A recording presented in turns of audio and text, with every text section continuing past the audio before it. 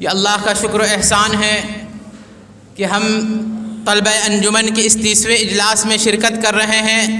اس مدرسے کی تاریخ کے متعلق ابھی آپ دکتور صاحب سے اس کی تاریخ سن رہے تھے۔ اس مدرسے کی تاریخ کے لیے، پہچان کے لیے، اس کی اہمیت کے لیے اتنا ہی کافی ہے کہ اس مدرسے کا تعلق تحریک شہیدین سے ہے،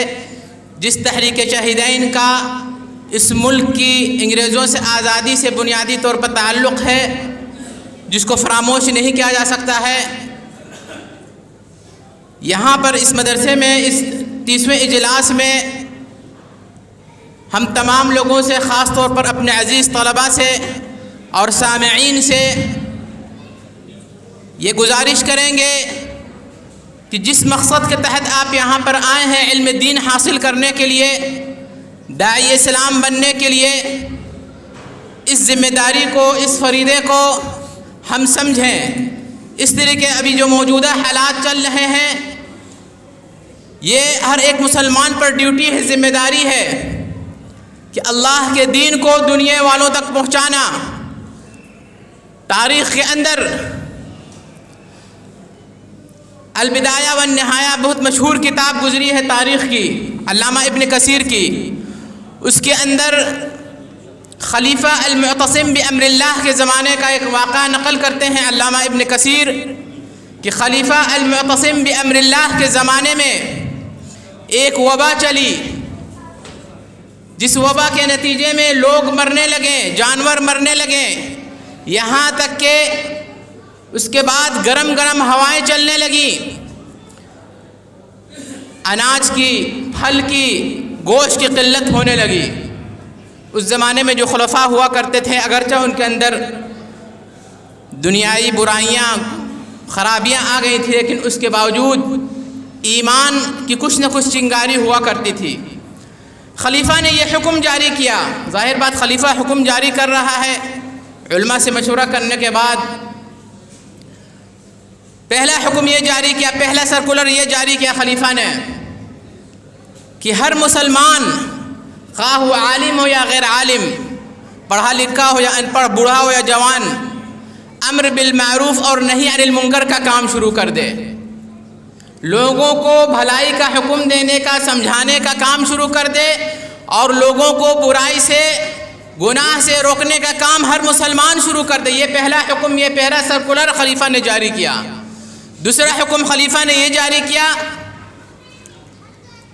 کہ جتنے بھی آلات موسیقی ہیں، گانے بجانے کے ساز و سامان، انسٹرومنٹ، اوزار، ان کو توڑ کر کے ختم کر دیا جائے، ان کا نام و نشان مٹا دیا جائے۔ تیسرا حکم خلیفہ نے یہ جاری کیا کہ جو فاسق لوگ ہیں، گناہ گار لوگ ہیں، گناہ کیا، غلطی کی، کبیرہ گناہ، جیل ہوئی، سزا ہوئی، پنالٹی لگی، چھوٹنے کے بعد پھر اسی گناہ کو ریپیٹ کر رہے ہیں، دہرا رہے ہیں، ایسے فاسق لوگوں کو ملک سے نکال باہر کر دیا جائے، جس کو ہمارے ہندوستان کے قانون کے زمان میں تڑی پار کہتے ہیں، اور ایک بہت بڑے وزیر کے اوپر یہ قانون ہندوستان میں لاگو ہوا تھا، تڑی پار سے آج بھی لوگ یاد کرتے ہیں۔ علامہ ابن کثیر آگے لکھتے ہیں البدایہ والنہایہ کے اندر، یہ 3 کام جب کیا گیا، امر بالمعروف اور نہی عن المنکر کا کام ہر مسلمان نے شروع کر دیا، سمجھانے کا کام، بھلائی کا حکم دینے کا کام، برائی سے روکنے کا کام، اور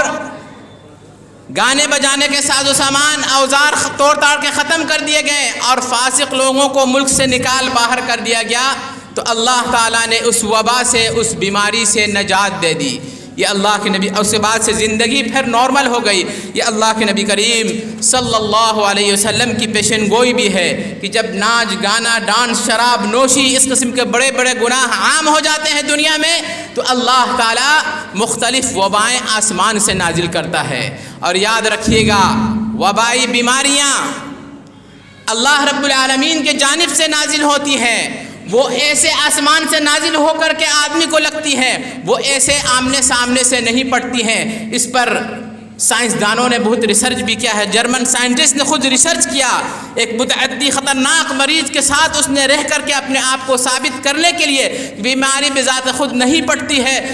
اس کے ساتھ دن ایام کئی گزار کر کے دکھلایا زندہ صحیح سالم رہ کر کے، لیکن آج دنیا والوں کے سامنے ان وبائی و بیماریوں کو ہوا بنا کر کے پیش کیا جا رہا ہے۔ آپ کے سامنے زندہ مثال موجود ہے اس کرونا کال میں۔ آپ نے سنا ہوگا، دیکھا ہوگا، پڑھا ہوگا، جانا ہوگا کہ ایک ہی گھر کے اندر کئی آدمی کو کرونا کے وائرس کی بیماری ہوتی ہے۔ کچھ علاج چلتا ہے، کچھ لوگ شفایاب ہوتے ہیں، کچھ لوگ مرتے ہیں جن کی تقدیر میں موت ہوتی ہے، اور ان کی خدمت کرنے والا شخص، اس گھر کا بندہ وہ موجود رہتا ہے، خدمت کرتا ہے۔ اگر بیماری بذات خود پٹنے والی ہوتی تو وہ خدمت کرنے والا آدمی بھی اس وبائی بیماری کے چپیٹ میں آ جاتا ہے۔ تو یہ وبائی بیماریاں اللہ رب العالمین کے جانب سے آسمان سے فیصلہ ہوتا ہے کہ اس کو بیماری لگنی ہے نہیں لگنی ہے۔ خود اللہ تعالیٰ قرآن مجید میں فرما رہے ہیں وَإِن يُدْرِكْكُمُ الْمَوْتُ وَلَوْ كُنْتُمْ فِي بُرُوجٍ مُشَيَّدَةٍ، موت تمہیں آ کر کے دبوچ کر کے رہے گی اگرچہ تم مضبوط ترین قلعوں کے اندر رہو گے۔ تو یہ امر بالمعروف اور نہی عن المنکر، ہم مسلمان میں بھی خاص طور پر اہل الاثر، اہل الحدیث،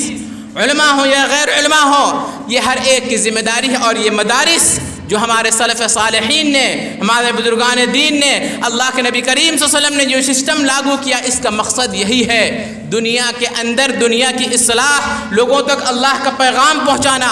مسلم معاشرے کے اندر سے برائیوں کو مٹانا، ختم کرنا۔ خاص طور پر مدارس میں جو طلباء علم حاصل کرتے ہیں، تعلیم حاصل کرتے ہیں، فراغت حاصل کرتے ہیں، فراغت کے بعد وہ اپنے روزی روٹی کے لیے جس لائن میں، جس جائز فیلڈ میں، حلال فیلڈ میں بھی جائیں، لیکن وہ اپنے اس ڈیوٹی کو، اس ذمہ داری کو، اس حق کو، مدرسے کے اندر یہ جو انہوں نے اناج کھایا، کھانا پینا کیا رہیں، اس فریضے کو، اس ذمہ داری کو کبھی نہیں بھولیں گے۔ یہ ان کے اوپر اللہ تعالیٰ کی طرف سے قرض لاد دیا گیا ہے۔ اللہ کی دین کی وہ خدمت جہاں بھی رہیں، اس دین پر خود عمل کرنے کی کوشش کریں اور اس دین کو دوسروں تک پہنچانے کی کوشش کریں کہ اللہ کے نبی کریم صلی اللہ علیہ وسلم، آپ کے پیارے صحابہ کرام رضوان اللہ علیہم اجمعین، صحابہ کرام، تابعین، تبع تابعین، سلف صالحین، ہمارے بزرگان دین، جن کے واقعات آپ نے کچھ ابھی سنا، کس طریقے سے پریکٹیکل طور پر، عملی طور پر اس چیز کو کر کے دکھلایا۔ یاد رکھیے، یہ دین عمل سے پھیلنے والا ہے، صرف تقریر سے، صرف قول سے، صرف خطبہ دینے سے نہیں۔ سب سے پہلے ہم اپنی بساط کے مطابق، لا یکلف اللہ نفسا الا وسعها، اللہ تعالیٰ قرآن مجید میں کہہ رہے ہیں کہ ہم کسی کو بھی اس کی طرح صلاحیت اور طاقت سے زیادہ کا مکلف نہیں کرتے ہیں۔ اگر اس دین کو ہمیں پھیلانا ہے، آگے بڑھانا ہے، اس کو عملی طور پر اپنی زندگی میں اتارنے کی ہم کوشش کریں، اور اپنی ایسی مثال، اپنے آپ کو مثال پیش کریں کہ اگلا آدمی، خواہ وہ ہمارا مسلمان بھائی بہن ہو یا برادران وطن ہو، وہ ہم سے، ہمارے عمل سے، ہمارے کردار سے، ہمارے اخلاق سے، ہمارے معاملات سے، ہمارے گفتار سے، ہر چیز سے کچھ نہ کچھ متاثر ہو، تاکہ اس دین کو پھیلانے میں، اس دعوت کو پھیلانے میں ہمارے اندر کمی کوتاہی نہیں ہو۔ اور امام مالک رحمہ اللہ کا اس قول کو ہمیں اور آپ کو یاد رکھنا چاہیے، لن يصلح آخر هذه الامة الا بما صلح بها اولها۔ امام مالک رحمہ اللہ، امام دار الہجرہ فرما رہے ہیں کہ بعد میں آنے والے مسلمان، بعد میں آنے والے لوگوں کی اصلاح، سدھار اس وقت تک نہیں ہو سکتا ہے جب تک وہ اس طریقے کو، وہ اس انداز کو، وہ اس نمونے کو نہیں اپنائیں گے جو پچھلے لوگوں کا، یعنی صحابہ کرام کا، اللہ کے نبی کریم صلی اللہ علیہ وسلم کا طریقہ رہا ہو۔ آج کے اس ماڈرن دور میں، اس جدید دور میں، ہمیں اللہ اور اس کے رسول، صحابہ کرام کے طریقے ہی کو اپنانا پڑے گا۔ ماڈرن دور کی وجہ سے اگر ہم اس طریقے کو چھوڑتے ہیں، اس سے ہٹتے ہیں، تو حضرت امام مالک رحمہ اللہ فرما رہے ہیں لن یصلح، ہرگز اصلاح نہیں ہو سکتی ہے۔ آج اگر ہم اپنی اصلاح چاہتے ہیں معاشرے کی، سوسائٹی کو، تو ان نمونوں، ہمارے اپنے سلف صالحین کے نمونے کو ہمیں اپنانا پڑے گا،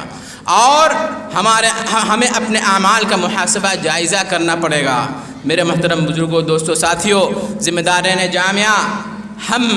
اپنے آپ کو اہل الحدیث کہتے ہیں، اہل السلف کہتے ہیں، اہل الاثر کہتے ہیں۔ اہل حدیث، اہل السلف، اہل اثر کا مطلب معنی کیا ہوا؟ جو قرآن اور صحیح حدیث پر صحابہ کرام کے فہم انداز کے مطابق عمل کرنے والا ہے۔ ہمیں اپنے اعمال کا بھی جائزہ لینا پڑے گا کہ ہمارے اعمال قرآن و سنت کے مطابق ہو رہے ہیں یا نہیں ہو رہے ہیں۔ دنیا والے دوسرے لوگ خواہ وہ مسلمان ہو یا غیر مسلم ان سے مسابقہ کرنے میں، ان سے کمپٹیشن کرنے میں ایسا تو نہیں ہے کہ ہم اپنے اہل السلف اہل الاثر کے طریقے سے ٹریک سے ہم ہٹ رہے ہیں۔ میرے محترم بزرگوں، دوستو، ہم اہل الحدیث اہل الاثر اہل القرآن والسنہ ہیں۔ ہمیں اور آپ کو اس ذمہ داری کو، اس فریضے کو سمجھتے ہوئے اللہ اور اس کے رسول صلی اللہ علیہ وسلم کے طریقے کے مطابق ہی اپنے دعوت، اپنے مشن کے کام کو لے کے آگے بڑھنا ہے۔ اور ہمارے عزیز طلبہ اور عوام الناس، یہ امر بالمعروف اور نہی عن المنکر کا کام یہ صرف علماء کا، طلبہ کا کام نہیں ہے، ہر ایک کا کام ہے۔ 30ویں پارہ کے اندر چھوٹی سی سورہ سورۃ العصر، سورہ زمانہ کے اندر اللہ تعالیٰ نے اس چیز کو بیان کر دیا ہے۔ آپ علماء سے بعد میں اس چیز کو پوچھ لیجئے گا۔ اور آخری صحیح حدیث ہم بیان کر کے اپنی بات ختم کرتے ہیں۔ اللہ کے نبی کریم ہم کا فرمان، لَتَأْمُرُنَّ بِالْمَعْرُوفِ وَلَتَنْهَوُنَّ عَنِ الْمُنكَرِ أَوْ لَيُوشِكَنَّ اللَّهُ أَن يُرْسِلَ عَلَيْكُمْ عَذَابًا فَتَدْعُونَهُ فَلَا يُسْتَجَابَ لَكُمْ۔ صحیح حدیث ہے، اللہ کے نبی کریم ہم فرما رہے ہیں، مسلمانوں کان کھول کے سن لو، دل و دماغ کے کان سے سن لو، تم امر بالمعروف اور نہی عن المنکر، بھلائی کا حکم دینے کا کام اور برائی سے روکنے کا کام ضرور ضرور کرتے رہنا۔ یہاں پہ صرف علماء، طلبہ علم مخاطب نہیں، عام تمام مسلمانوں کو کہا جا رہا ہے۔ جس کی جو صلاحیت ہے اپنے علم سے، اپنے پیسے سے، اپنے وقت سے، اپنے قلم سے، اپنے میڈیا سے، اپنے ٹیکنالوجی سے، جس کی جو صلاحیت ہے وہ بھلائی کا حکم دینے کا کام، امر بالمعروف کا کام ضرور کرتے رہنا۔ اور اسی طریقے سے برائی سے، شر سے، گناہ سے، غیر شرعی کاموں سے ضرور تم لوگ روکتے رہنا۔ دنیا والوں کو، لوگوں کو، مسلمانوں کی اصلاح کا معاملہ ہو، غرادران وطن تک اللہ کا پیغام پہنچانے کا معاملہ ہو، اور اگر یہ دو اہم ذمہ داریوں کو تم ادا نہیں کرو گے اس دنیا کے اندر، تو مرنے کے وقت کیا وبال ہوگا، جب فرشتے روح قبض کرنے کے لیے آئیں گے، یا قبر میں کیا وبال ہوگا، آخرت میں کیا وبال ہوگا، وہ تو بعد کا معاملہ ہونا ہی ہے۔ اس دنیا میں تمہیں کیا نقصان اٹھانا پڑے گا، کیا وبال سے دوچار ہونا پڑے گا۔ أَوْ لَيُوشَكَنَّ اللَّهُ أَن يُرْسِلَ عَلَيْكُمْ عَذَابًا فَتَدْعُونَهُ فَلَا يُسْتَجَابَ لَكُمْ، ورنہ اللہ تعالیٰ تمہارے اوپر اپنا عذاب مسلط کر دے گا، عذاب نازل کر دے گا، اور اللہ تعالیٰ کے عذاب کے آ جانے کے بعد تم توبہ استغفار کرو گے، دعا مانگو گے، پناہ مانگو گے، اپنے گناہ سے رجوع کرو گے، فَلَا يُسْتَجَابَ لَكُمْ، اس وقت اللہ تعالیٰ تمہاری دعا، تمہاری توبہ قبول نہیں کریں گے، یعنی وہ عذاب تم کو اپنے چپیٹ میں، اپنے لپیٹ میں لے لے گا۔ اور اللہ تعالیٰ کا عذاب کی ایک شکل ظالم حکمراں اور بادشاہ کی شکل ہے، اعمالکم امالکم۔ اللہ کے نبی کریم ہم فرما رہے ہیں، تمہارا جیسا عمل کردار ہوگا اس اعتبار سے اللہ تعالیٰ تمہارے اوپر حاکم اور بادشاہ مسلط کر دیں گے۔ اس لیے ذمہ داران جامعہ، عزیز طلبہ اور سامعین کرام، میرے بزرگوں، دوستوں، عزیز ساتھیوں، بچوں، اس ذمہ داری کو ہر ایک مسلمان سمجھے، دعوت کے کام کی ذمہ داری کو، اور اس قسم کے جو مدارس لے کر کے چل رہے ہیں، خاص طور پہ ذمہ داران جامعہ کے اندر انور علی آروی صاحب، جو ایک ادارہ، نامور ادارہ، جو یونیورسٹی کی شکل تھی، جس میں دنیا سے طلبہ آتے تھے پڑھنے کے لیے، جو مر گیا تھا، مردہ ہو گیا تھا، ختم ہو گیا تھا، اور اس کی انہوں نے نشأت ثانیہ کی، جد و جہد کر کے، خون پسینہ ایک کر کے، وَتَعَاوَنُوا عَلَى الْبِرِّ وَالتَّقْوَىٰ، خیر کے کام میں، تقوی کے کام میں ایک دوسرے کا تعاون کرو۔ ہر ایک مسلمان کا یہاں پہ ڈیوٹی بنتی ہے، ذمہ داری بنتی ہے، خاص طور پر آرا شہر کے رہنے والے لوگوں کی، کہ انور علی آروی صاحب کا اس کام میں، ذمہ داروں کا اس کام میں اپنی صلاحیت کے مطابق بھرپور تعاون کریں، اس کو آگے بڑھنے کی کوشش کریں، اس لیے کہ اس کام کے ہونے سے انور علی آروی صاحب یا ذمہ داران جامعہ کا فائدہ نہیں ہے۔ یہاں پہ نیت، مقصد ہے اللہ کا دین کو، اللہ کا پیغام کو، اللہ کے آخری نبی کریم صلی اللہ علیہ وسلم کے پیغام کو دنیا والوں تک پہنچانا، اس میں تعاون کرنا، خیر کے کام میں ہر ایک مسلمان کے اوپر ڈیوٹی ہے، ذمہ داری ہے۔ اللہ تعالیٰ سے کل کو قیامت کے دن پوچھا جائے گا کہ تمہارے شہر میں،